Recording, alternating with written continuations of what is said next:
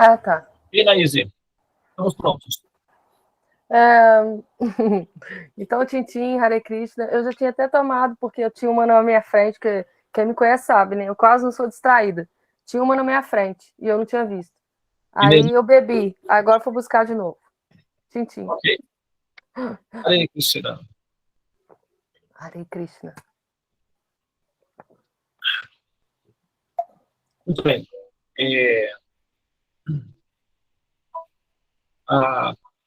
Então agora, eu vou dar sequência na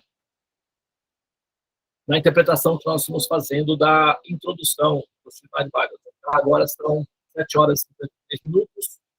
Esse processo vai até às 8h30. Seguindo, então, com a introdução do Srimad Bhagavatam.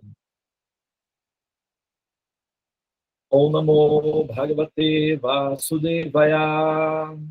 Om Namo Bhagavate Vasudevaya. Om Namo Bhagavate Vasudevaya.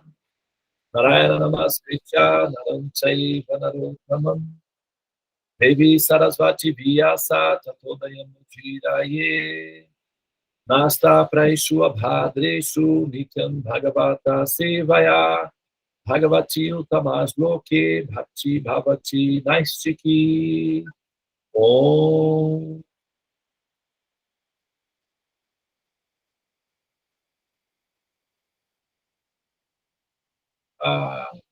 Antes de fazermos darmos sequência no Srimad Bhagavatam,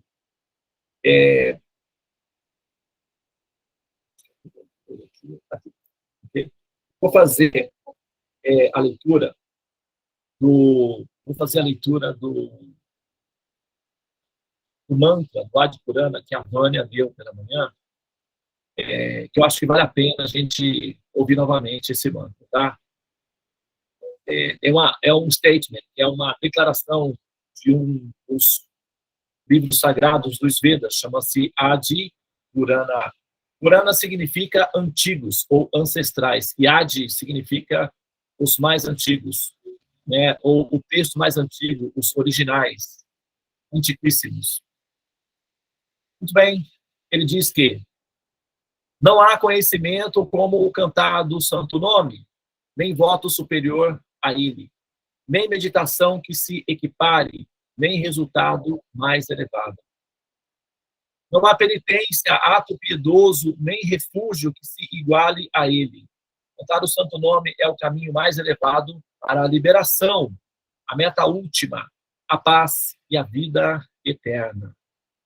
É o pináculo da devoção, da consciência, do amor e da lembrança do Senhor Supremo. O santo nome surgiu para o benefício das entidades vivas, como seu Senhor e Mestre, seu supremo objeto adorável e mais sublime Mestre espiritual. Entoar os santos nomes do Senhor é a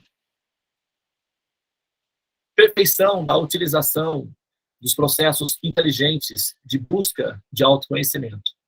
Então, nós temos que aproveitar essa nossa lucidez para poder entoar os santos nomes de maneira pura, de maneira intensa, de maneira profunda e de forma orgânica, formando a simbiose com os santos nomes, emergindo profundamente no mantra.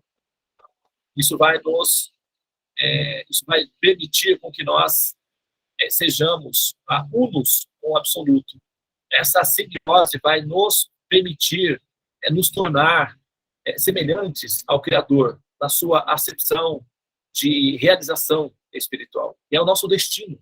Nós estamos destinadas a esse fim último de realização, que é nos tornar unificadas, com almas plenamente unificadas com a inteligência suprema, com a fonte criativa da qual nós somos seres imanentes, tá? Então, essa é a função da nossa busca, é a meta da nossa existência, a meta mais elevada da forma de vida humana sobre a inteligência purificada. Prosseguindo aqui com o Srimad Bhagavatam agora. Nós paramos no último momento em que, mas a Suprema Personalidade, a pessoa suprema, a personalidade suprema, sabe tudo sobre os seus aspectos externos e internos. Nós mencionamos que, embora ele saiba tudo, não é que ele vai ficar entrando na sua intimidade, na sua vida particular e bisbilhotando a sua intimidade. Não é assim. Ele é uma pessoa educada, tá? Pessoas educadas não fazem isso, ok? Então, não pense isso dele, porque seria uma grosseria da sua parte imaginar que ele é um bisbilhoteiro. Ele vai ficar entrando nos detalhes da sua vida, mexendo nos seus segredos pessoais, a não ser que sejam infrações que você esteja agindo e que vá prejudicar a você mesmo e a outras pessoas. Então, não é que ele vai pessoalmente interferir nisso daí. Existem instâncias, potências, energias, existem a máquina, o universo, ele é algorítmico. E a máquina está programada para detectar infrações e trapaças. Então, quando você executa uma trapaça ou faz uma infração, não é Deus que vai vir e se meter na sua vida. Existe uma instância que já faz isso por ele, ele não precisa necessariamente vir e se envolver nas suas mazelas, nas nossas mazelas, né?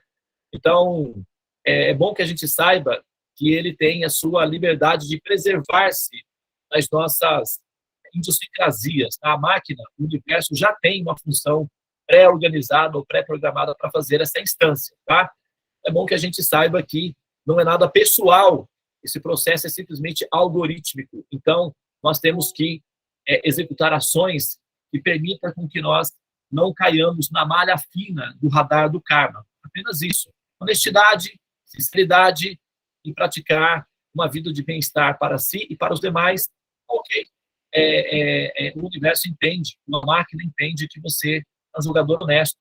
Portanto, não vai te perseguir ou te punir em função disso daí. Pelo contrário, vai incentivá-lo, assim como o governo proativo, ele incentiva o cidadão honesto para que continue sendo honesto e produtivo.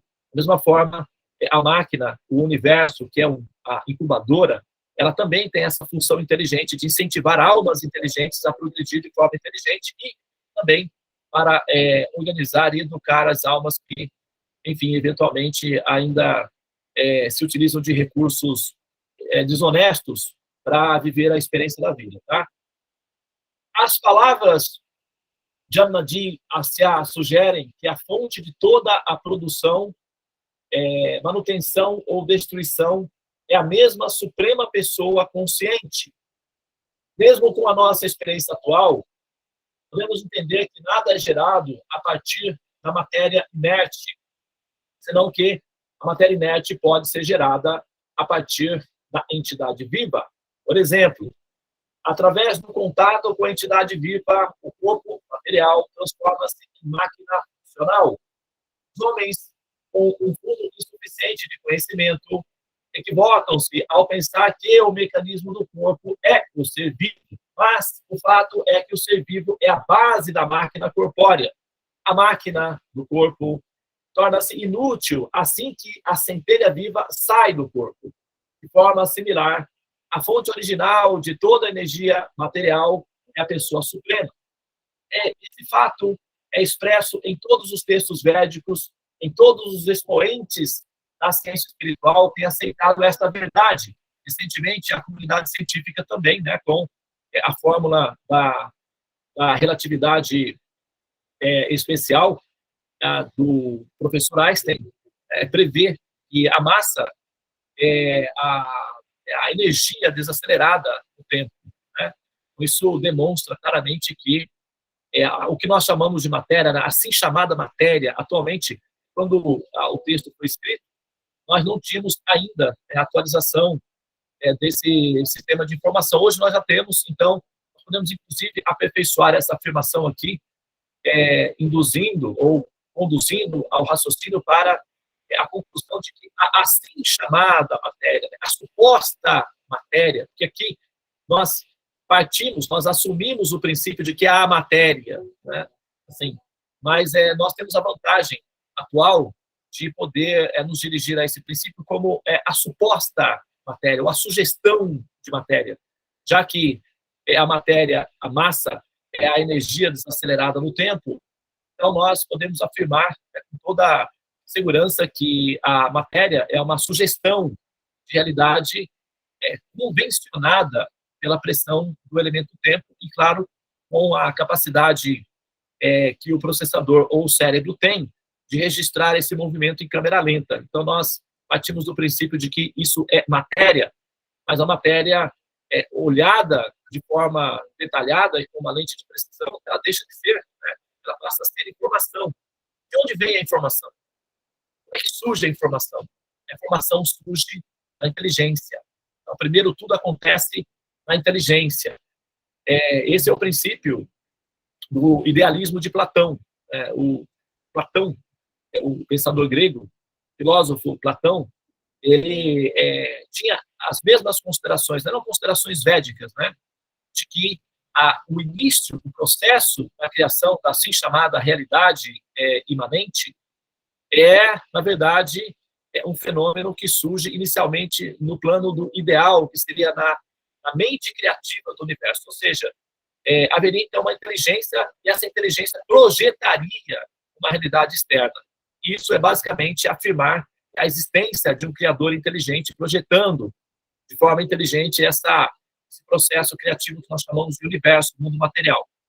E partindo do pressuposto de que a massa é a energia desacelerada no tempo, se nós olharmos a energia, o significado, o que vem a ser energia, esse processo também pode ser decodificado e o resultado final culmina em informação, criptografia, matemática, simulação, realidade virtual, sistema de criptografia para expressar um ideal, ou seja, um raciocínio, uma ideia, um pensamento. Portanto, nós podemos afirmar com uma certa simplicidade de que aquilo que nós chamamos de universo ou mundo material, na verdade, produto da criação de uma inteligência prévia, anterior a essa criação.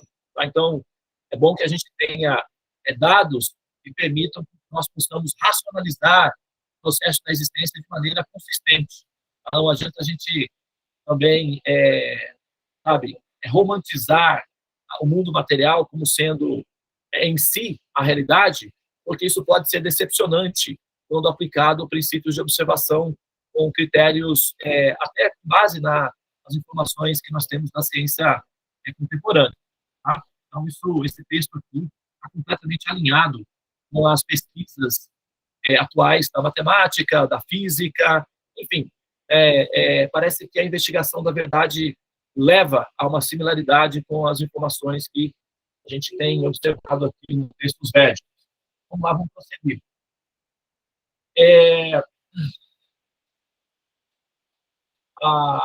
Ok? Então, importantes pessoas que já tinham afirmado esse conhecimento, a saber, Shripad Shankaracharya. Esses são filósofos, pensadores védicos, né? Para o Ocidente, seria como citar Sócrates, Aristóteles, Platão, Einstein, Tesla. Quando nós queremos citar uma fonte de relevância, nós falamos Einstein, Tesla, Sócrates, Platão, etc. Dentro do contexto védico, quando nós queremos citar autoridades de relevância, nós mencionamos Shankaracharya, Ramanujacharya, Nimbarkacharya, Visvanatha Chakravarti, assim por diante. Tá? São nomes diferentes a personalidades de autoridade relevante, considerando-se o critério metafísico, nós podemos, de certa forma, afirmar que eles facilmente superariam os pensadores ocidentais mais proeminentes, tais como os Sócrates, o próprio Platão, e, enfim, os demais. Porque faltou aos pensadores ocidentais, aos sábios ocidentais, uma conclusão metafísica que não falta nos Vedas. Portanto, os sábios védicos possuem uma vantagem sobre os pensadores ocidentais, que eles têm conhecimentos já oferecidos, então eles estudam esses conhecimentos, ao passo que os pensadores, os sábios ocidentais tiveram que construir esse pensamento baseado na observação. É um egoísmo, é um grande mérito o que eles fizeram. Chegaram a conclusões semelhantes sem recursos à disposição, apenas com observação. Então, nesse ponto, eles são respeitáveis e heróicos. Mas os Vedas facilitam muito a vida de um pensador. Então, os sábios, Sripad Shankaracharya, prega, né, ou orienta que o Brahman, ou a substância absoluta, que o Brahman é a substância, ao passo que o mundo cósmico é a categoria. A fonte original de todas as energias é a força viva, que é logicamente aceito como a pessoa suprema. Ela é, portanto, consciente de todas as coisas passadas, presentes e futuras. Lembrando que essa afirmação de a inteligência cósmica ou a inteligência absoluta é consciente do passado, do presente e do futuro, está previsto na teoria da relatividade geral do professor Einstein, de que o presente, o passado e o futuro são imanências sugestivas no espaço-tempo. E que, portanto, se nós tivermos um sistema de coleta de dados, seria possível fazer imersões nessas realidades que acontecem simultaneamente. Programas de dobra espacial, buracos de minhoca, são todos temas de pesquisa nos laboratórios mais sofisticados que existem no planeta, como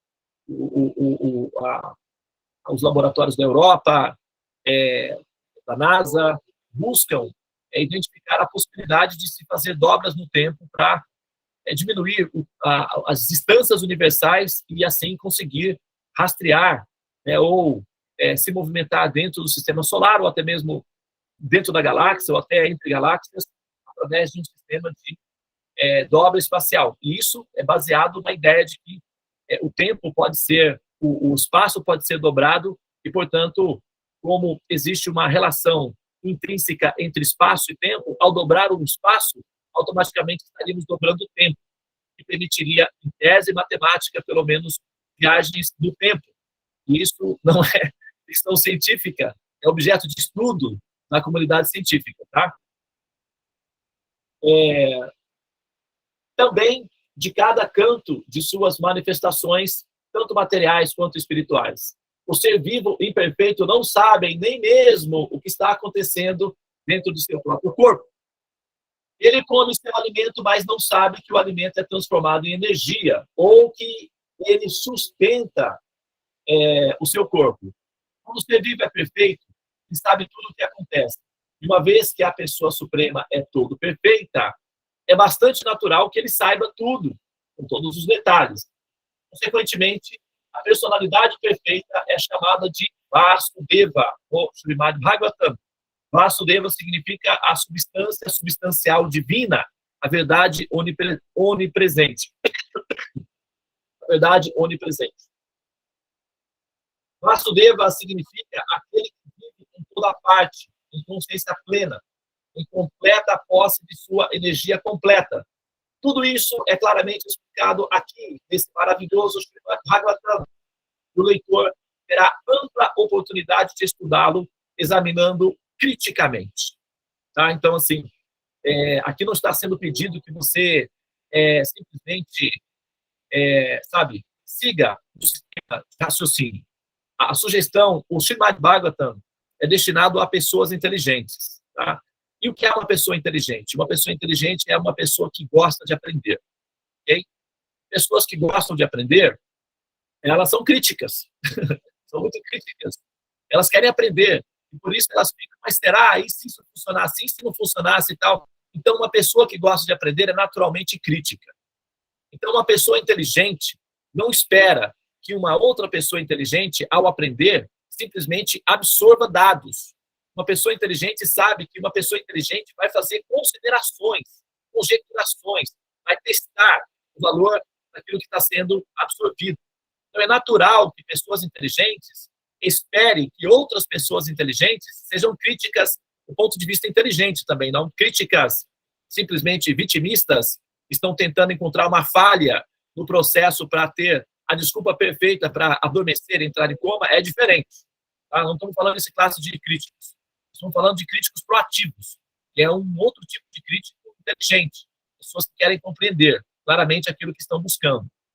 E essa escritura, o Srimad Bhagavatam, ela está destinada para esse tipo de pensador, tá? Que é um crítico da realidade, que é um buscador, um ser que está fazendo uma pesquisa acerca da realidade e que não tem preconceitos em relação aonde essa realidade vai se apresentar, ou onde esse compêndio de informações vai se apresentar, ok? Nós somos naturalmente livres, pensadores, e buscamos a forma de entender a realidade da maneira mais coerente possível.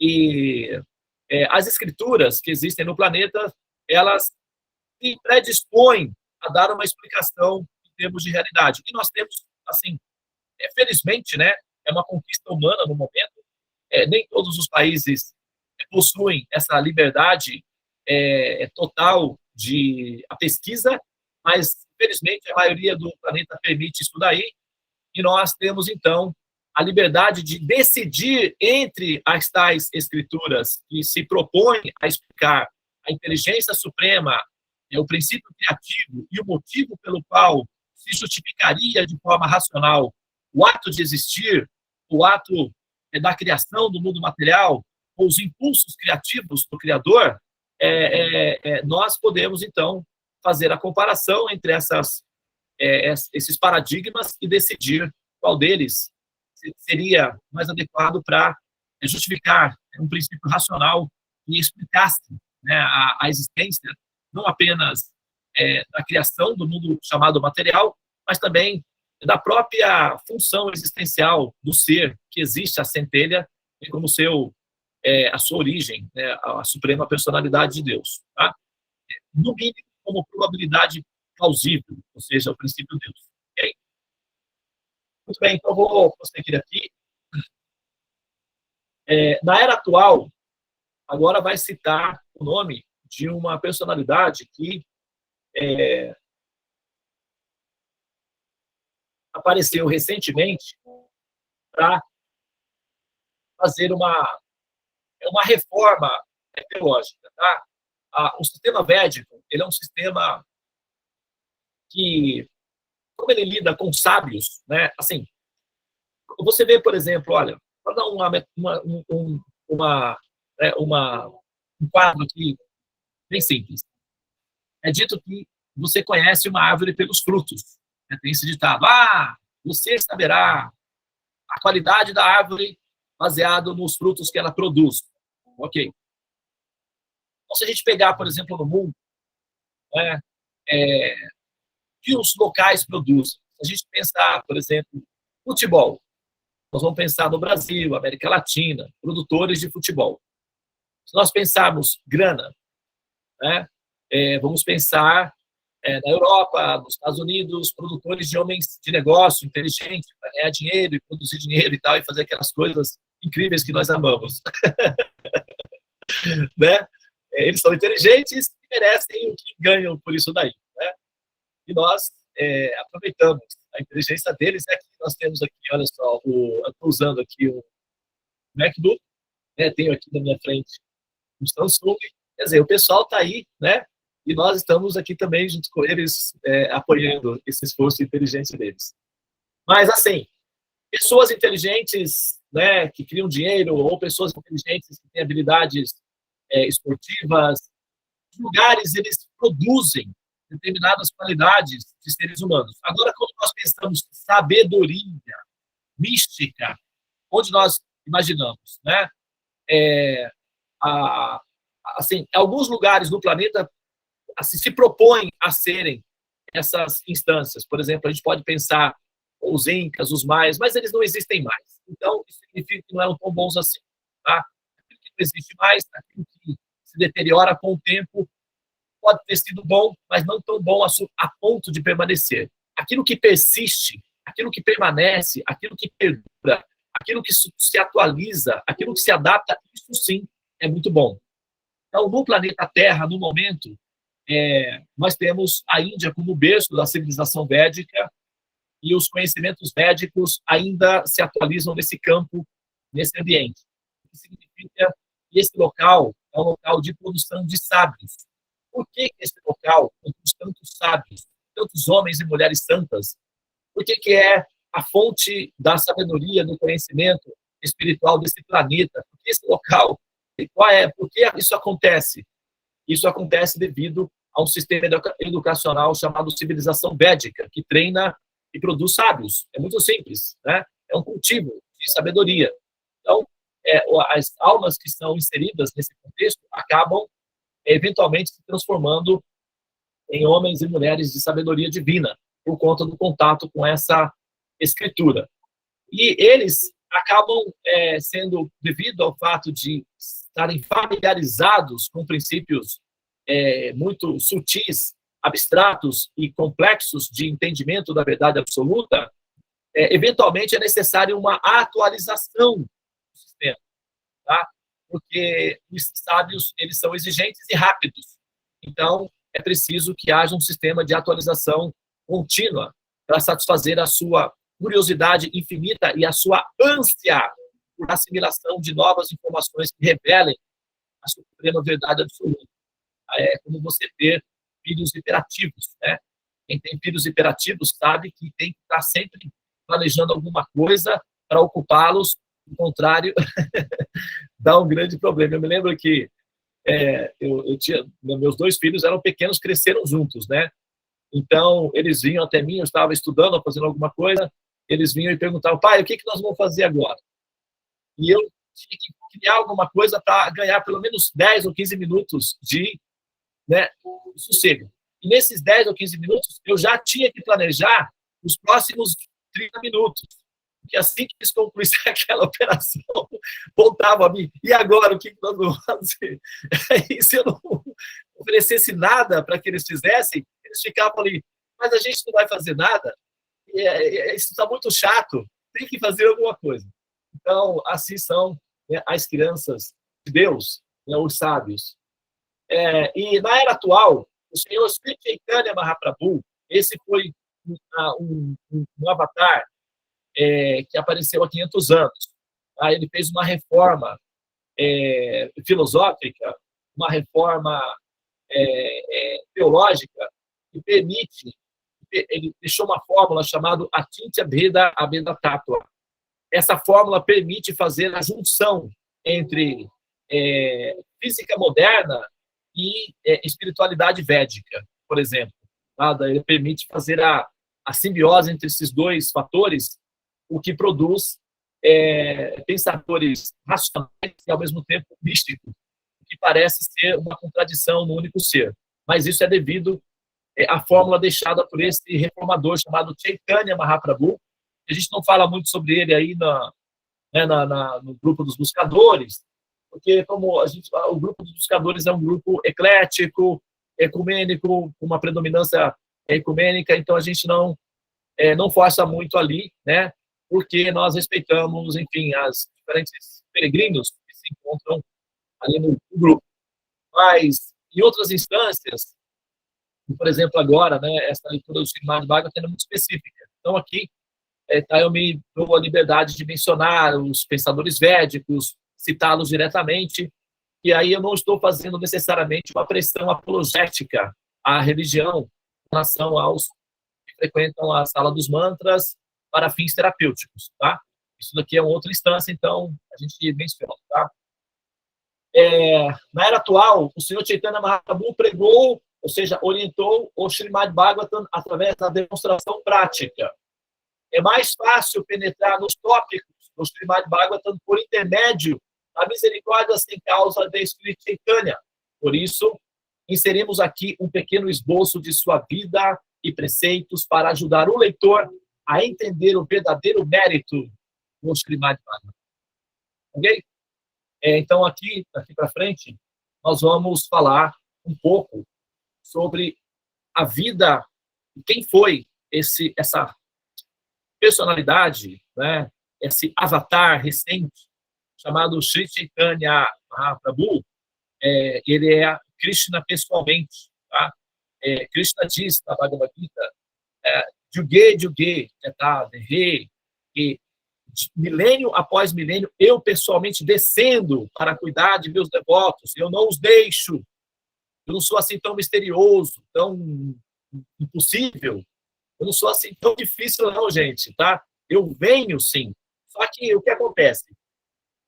Os assuntos que eu tenho para tratar são muito específicos e exigem um público equivalente. Então, eu não vou lá para, sabe, para qualquer lugar. Por exemplo, isso, aí eu tô, né, parafraseando o Senhor Supremo. Imagine que eu seja um professor universitário ou eu tenha uma tese para defender, sabe? Eu não vou procurar a boate, eu não vou, sabe, num campo de futebol, eu não vou procurar esse público, eu vou buscar um público equivalente que vai entender o meu assunto. Então, se eu sou o Senhor Supremo, se eu sou a suprema personalidade de Deus e eu quero conversar sobre um assunto filosófico, uma atualização, vou procurar os sábios que me entendem, entende? Agora, para o público geral, humanitário, da humanidade toda, a intuição de Deus já é intrínseco à alma. Então, não há necessidade de fazer uma manutenção tão pessoal, porque a própria intuição de Deus vai gerar a evolução moral com o tempo. Agora, se eu tenho que falar especificamente com pessoas acerca dos meus assuntos particulares, então é melhor que esse público seja qualificado.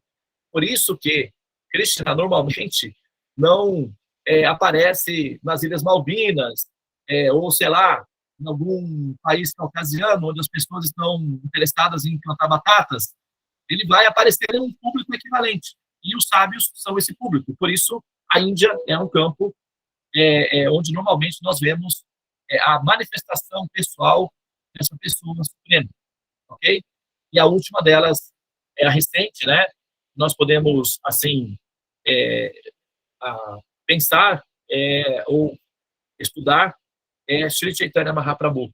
Nós vamos fazer isso daí agora, né? Já vai ter uma pequena introdução à vida, obra e ensinamentos do Senhor Sri Chaitanya Mahaprabhu, que é o nosso mestre espiritual original dentro da linha védica que nós professamos, que é a linha védica Vaishnava reformada, ou seja, atualizada por Sri Chaitanya Mahaprabhu. Okay? Muito bem, então eu vou dar uma pausa agora. Se tiver perguntas ou comentários que queiram ser feitos, então nós temos ainda 5 minutos até concluir às 8h30 e podemos ter uma tolerância de mais 5 minutos para conversação. Tá? Se tiver perguntas e comentários, pode fazer.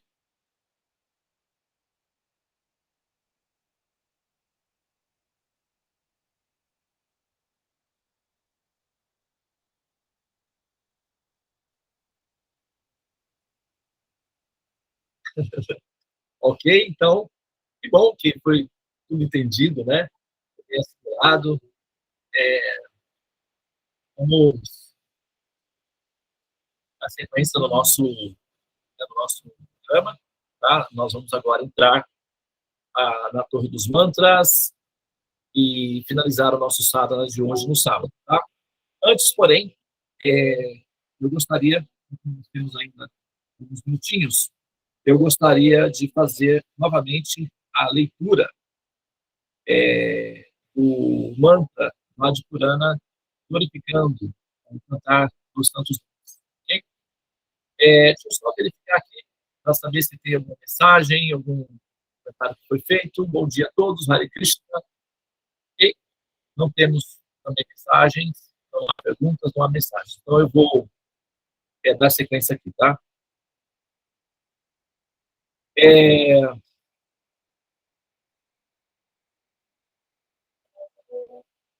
gostaria de agradecer a Vânia, esse trabalho, ela garimpou esse mantra aqui.